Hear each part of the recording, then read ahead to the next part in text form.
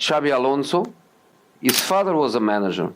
So he grew up similar to me. He was born with the father player.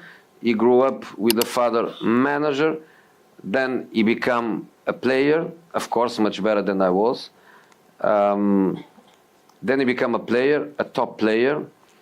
His position on the pitch and his knowledge of the game very high. And then he played in Spain, in England, and in Germany.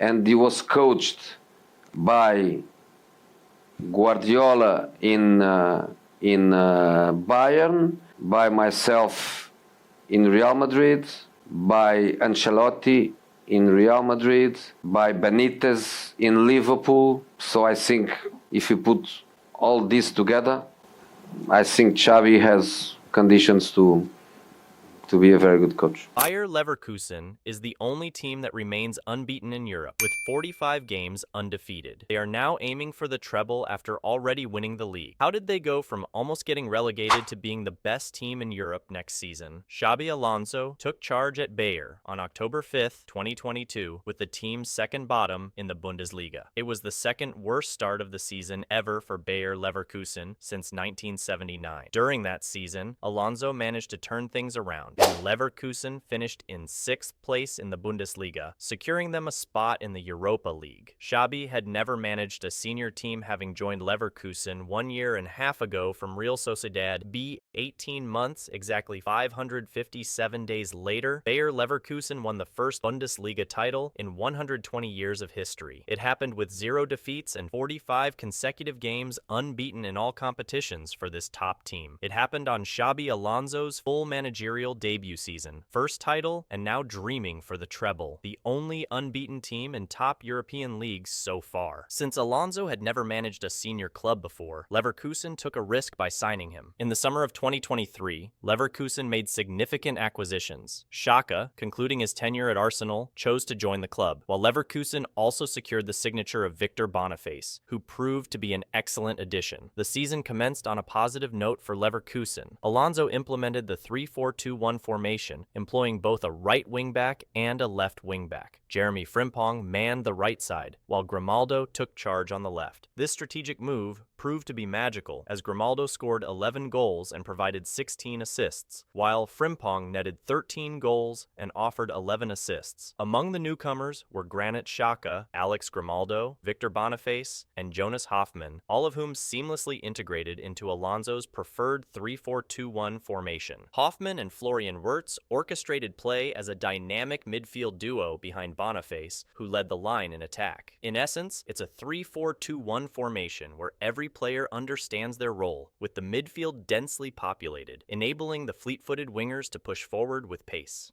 Bayer Leverkusen has a history of nurturing talented players who eventually blossom into world-class stars, with the likes of Toni Kroos, Kai Havertz, and Son Heung-min among them. Many of these players moved on to larger clubs after showcasing their abilities at Leverkusen. Presently, Leverkusen boasts a roster filled with promising young talents such as Florian Wirtz, Jeremy Frimpong, and Edmund Tapsoba. The question arises, can Leverkusen retain these players long-term to build a prosperous future, or will they face a situation similar to Ajax in 2019? Ajax sold several key players like Matthijs de Ligt, Donny van de Beek, Frenkie de Jong, and Hakim Ziyech after reaching the UEFA Champions League semifinals. It's challenging to keep players at the club due to significant interest from bigger clubs. Xabi Alonso's commitment to staying as Leverkusen's manager for the next season provides some stability. However, reports suggest that Real Madrid is eyeing Alonso to replace Carlo Ancelotti after the upcoming season. Will Leverkusen experience a mass exodus of talent or embark on a new era under Alonso's leadership?